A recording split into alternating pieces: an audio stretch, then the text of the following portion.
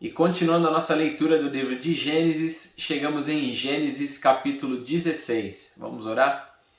Deus, te agradecemos por mais esse dia de vida, te agradecemos porque o Senhor é o Deus da provisão, tem cuidado de todas as coisas da nossa vida. Pedimos que o Senhor nos dê entendimento, nos dê sabedoria para lermos a Tua Palavra e entendermos. Em nome de Jesus. Amém. Gênesis capítulo 16, versículo 1. Ora, Sarai, mulher de Abrão, não lhe dera nenhum filho. Como tinha uma serva egípcia chamada Agar, disse a Abrão: já que o Senhor me impediu de ter filhos, possua minha serva. Talvez eu possa formar família por meio dela. Abrão atendeu a proposta de Sarai. A gente não vê Abrão e Sarai consultando ao Senhor a respeito dessa situação aqui. Eles simplesmente tomam uma decisão. Naquela época, a gente pode ver pelos tabletes de argila encontrados em Nuzi e até pelo código de Hammurabi, de que era um costume da época, quando a mulher não podia dar filhos ao seu marido, ela simplesmente pegava uma das suas servas e continuava a descendência utilizando dessa serva. Mas esse não era o plano de Deus. A gente vê que era através da vida de Abrão, mas Deus usaria também Sarai para esse propósito. Então, eles não tinham uma debilidade na sua fé a respeito daquilo que iria acontecer, mas do método que Deus iria utilizar para que essa promessa acontecesse. Aí sim existia uma debilidade na fé dos dois. Versículo 3. Quando isso aconteceu, já fazia 10 anos que Abrão, seu marido, vivia em Canaã. Foi nessa ocasião que Sarai, sua mulher, lhe entregou sua serva egípcia Agar. Ele possuiu Agar e ela engravidou. Quando se viu grávida, começou a olhar com desprezo para sua senhora. Claro que essa não foi uma atitude muito sábia de Agar e nem tampouco uma atitude certa. Desprezar a sua senhora simplesmente porque ela não podia engravidar e Agar podia engravidar, isso não foi uma atitude correta de Agar. Então Sarai disse a Abrão: caia sobre você a afronta que eu venho sofrendo. Coloquei a minha serva em seus braços e agora que ela sabe que engravidou, despreza-me. Que o Senhor seja o juiz entre mim e você. 6. Respondeu Abrão a Sarai: a sua serva está em suas mãos. Faça com ela o que achar melhor. Então Sarai tanto maltratou Agar que esta acabou fugindo. Então a Agar acabou errando porque desprezou a Sarai e a Sarai errou também porque maltratou tanto a Agar que ela acabou fugindo. Versículo 7.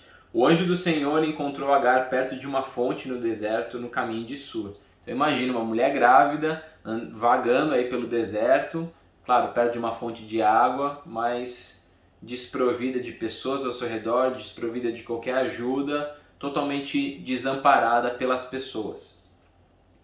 E perguntou-lhe: Agar, serva de Sarai, de onde você vem? Para onde você vai? Para onde vai?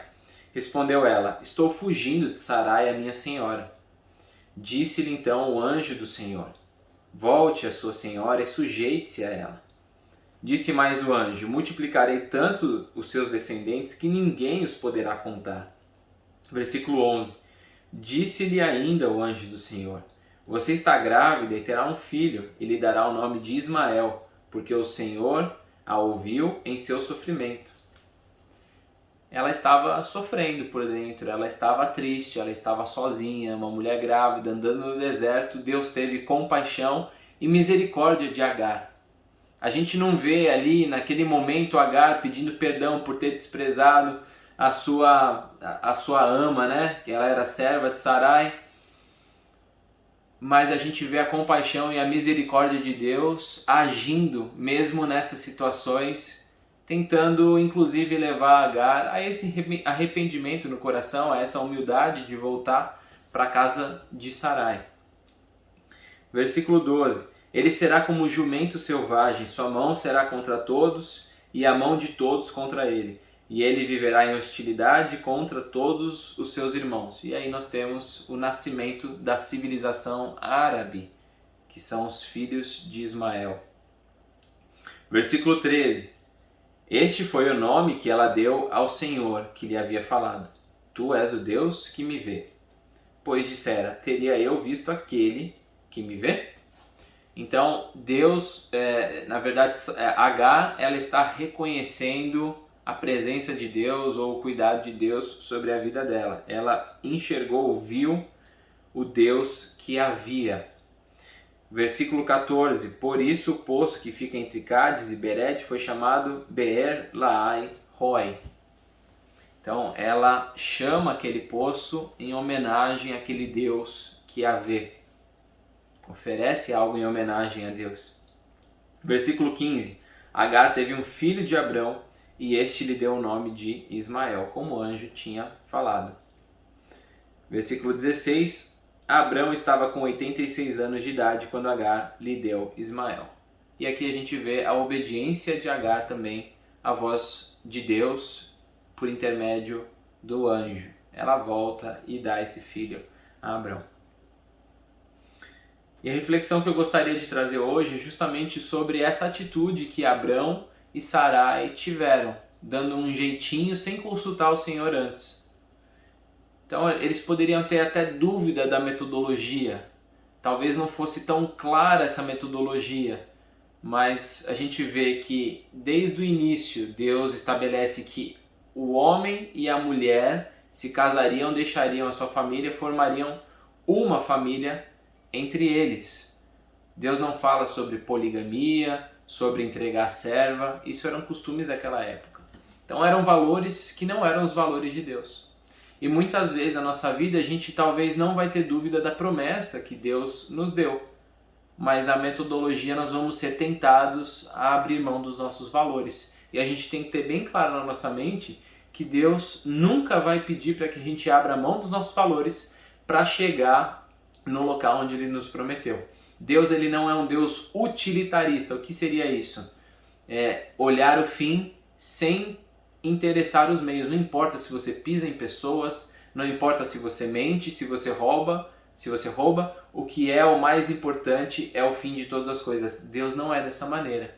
É importante o caminho. É importante se você está pisando em alguém ou não, é importante se você está mentindo ou não. Eu vou dar um exemplo bem simples. Deus, ele é o Deus da provisão. Esse é um dos nomes de Deus apresentados na Bíblia. Jeová Jireh, o Deus da provisão. Então a gente sabe que vai receber a provisão dele. Você sabe que você tem essa ajuda de Deus para ter um emprego, para ter o seu sustento. Mas se para você obter esse emprego você tiver que mentir, você tiver que roubar, você tiver que matar, ou para você manter o seu emprego você tiver que mentir dentro desse emprego, saiba que Deus não está nisso. Ele é o Jeová Jireh, mas não é o Jeová Jireh simplesmente do final, onde Ele vai te dar provisão, mas é no meio das situações, até você chegar na promessa. Deus, ele também é o Jeová Jireh. É aquele que espera que você tenha valores, que você viva segundo o coração dele, e aí sim a promessa vai se concretizar na sua vida sem que haja nenhuma perda, nenhuma consequência. E a gente vai ver que por causa desse jeitinho de Abrão e Sarai, existiram ou houve algumas consequências. Vamos orar? Senhor, nos dê forças para que a gente não somente enxergue a Tua promessa, mas para que a gente viva até obter essa promessa de uma forma a agradar o Teu coração. Nos ajuda a não viver de jeitinhos, a não aplicar coisas da sociedade secular na nossa vida para tentar atingir a Tua promessa. Nos coloca fé no coração para que a gente não simplesmente acredite que nós vamos chegar lá, mas que no meio do caminho a gente não negocie os nossos valores, a gente não abrace algumas propostas de Satanás, mas que a gente continue andando pelos Teus caminhos, seguindo os Teus preceitos, inclusive durante a peregrinação até a gente obter a Tua promessa. Em nome de Jesus, amém. Que Deus te abençoe e amanhã Gênesis capítulo 17.